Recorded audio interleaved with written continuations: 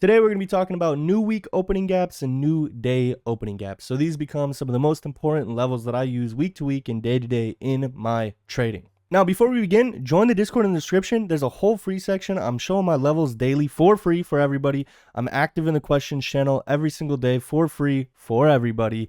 And there's a whole chat of hundreds and hundreds of people at this point that are just like you, watching the same videos. It's a good resource. It's completely free. There's no reason why you wouldn't join. So without further ado, join the Discord and let's get back to the video. Alrighty, so what I have here is an entire week of price action, and we're looking at the 15-minute chart. We're going to start with new week opening gaps, and as the name implies, those are found at the beginning of the week. So when Friday closes and when Sunday's trading opens, if there is a gap in price between the close of Friday and the opening of Sunday, that range where that gap exists is going to be your new week opening gap.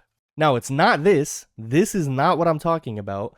This looks like what the gap would be, and a lot of people mistakenly mark it like this because this is where price action was not traded, but that's not the difference between the closing price on Friday and the opening price on Sunday. The closing price on Friday would be the closing price of the last candle that was traded, and the opening price on Sunday would be the opening price of the first candle that was traded. And then what you're going to do with this range of price is you're going to extend it for the entire week of price action.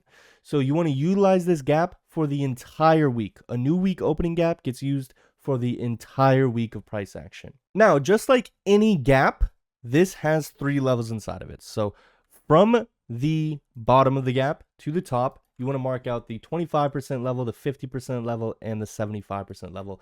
And these are your 3 levels inside of a new week opening gap. Okay. So again, just to be clear, this is how you define a new week opening gap. They stay on your chart and they're utilized for the entirety of the entire week of price action.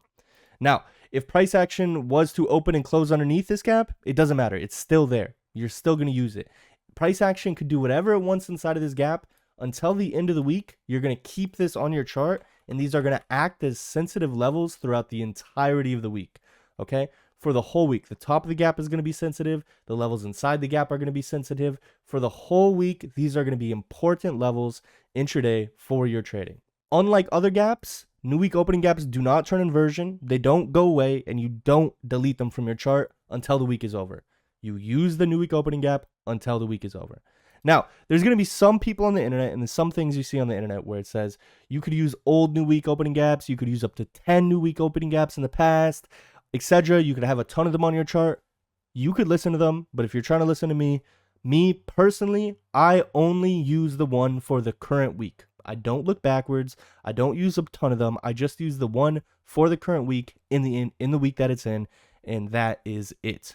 So if we look at another week of price action, just to make sure we really have the hang of this here, this is going to be a smaller new week opening gap. But if we bring our mouse over to the Friday, Sunday gap right here, and keep in mind, this only happens on futures. So any futures asset, gold, currency futures, stock index futures like ES or NASDAQ.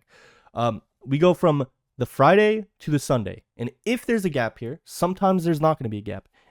Sometimes the gap's going to be one tick.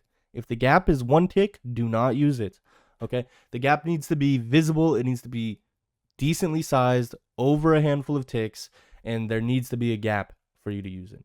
So you're going to take the closing price of Friday. Why is it this level? Because look, this is where the final up candle closed. This is where the final candle closed on Friday, and the opening price of Sunday. That's going to be your new week opening gap. You're going to take this range, and you want to utilize this and extend this for the entire week of price action. Okay, this stays on your chart for the whole entire week, and this has 3 levels inside of it. Now, in a video very soon, we're going to be deep diving into the 3 levels inside of these things when we talk about projected defined ranges. But for now, just treat them as levels that price could bounce back and forth in between. But do know that these are much more powerful than I'm letting on, and projected defined ranges are going to change how you look at a lot of things in the market. But as you can see, throughout the whole week, this becomes quite a sensitive area of price, and it will be like that. So again, this is how you mark new week opening gaps. Now, these new week opening gaps aren't the only gaps that I recognize in price action when it comes to a closure of the market. So again, Friday closes trading until Sunday.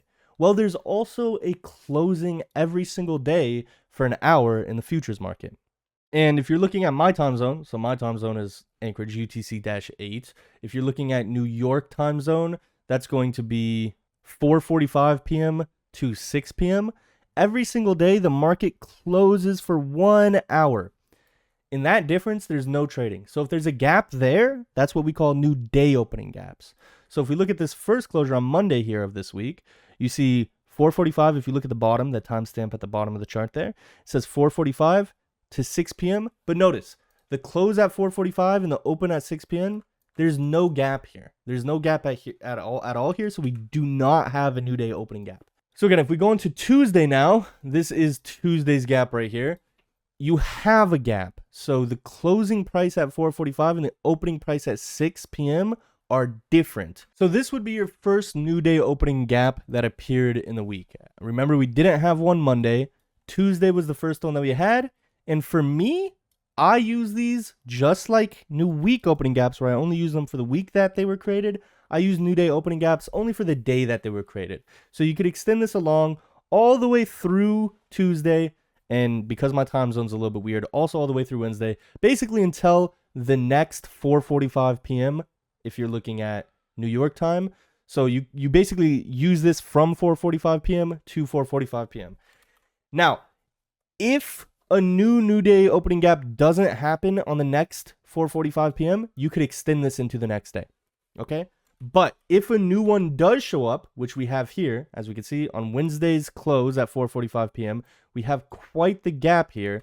You're going to want to just utilize this, okay? So this is the close here of 4:45. This is the open of 6 p.m. We're going to drag this along to where?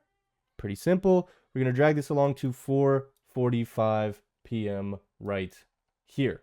And again, just like any gap, you still have the levels inside of them. For now, just think of these levels as levels you could hold inside of. Again, once we get into projected defined ranges, these will become much more powerful. And when you're above these new day opening gaps, they hold as support. When you're below them, they hold as resistance. And that's just how they work.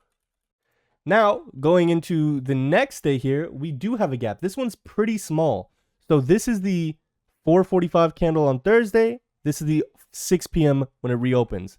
This is relatively small, but it's still a gap. As long as it's bigger than a tick, it's still something that you could utilize. And as you could see, it's still something that's being actively respected in the market. This little new day opening gap right here is going to be the one that you want to utilize in this range. So again, if, for example, there was no new day opening gap here, you would have been able to just extend the prior one all the way through the next day as well. And yes, in this case, it looks like the prior one was respected here, and they will be respected like that. And you'll see a lot of people on the internet telling you that you could use these new day opening gaps for the entire week that they're active, for the entire week that they're active, for the entire week that they're active. But for me, just to keep things short, sweet, simple, I only use new day opening gaps in the day that they were created. And that's just what I do, okay? Unless, again, a day doesn't have a new day opening gap, and then I'll extend the prior one through that day. Alrighty, so that's new day opening gaps and new week opening gaps in my way of viewing them. And congratulations, if you've watched every video in the playlist for the bootcamp so far, we're done with technical analysis. We're done with the basic founding parts of technical analysis, and now we can move on to very interesting, much more useful things of how to actually utilize these levels to form a real edge. How do we pick the levels that we're going to use on a day-to-day basis? How do we start developing a strategy around these levels that we could use to take money out of the market every single day? So pat yourself on the back if you've watched all these videos. Your homework is to go through all the videos that you've watched in the playlist so far. Make sure you understand all the things that I've shown, because it's about to get much more advanced and a little bit more complicated. So these foundational parts are the very basics, and you're going to need to understand them in order to continue in this playlist. So I'm done here. this was new day opening gaps, new week opening gaps. I'll see you in the next video for the new section of the bootcamp.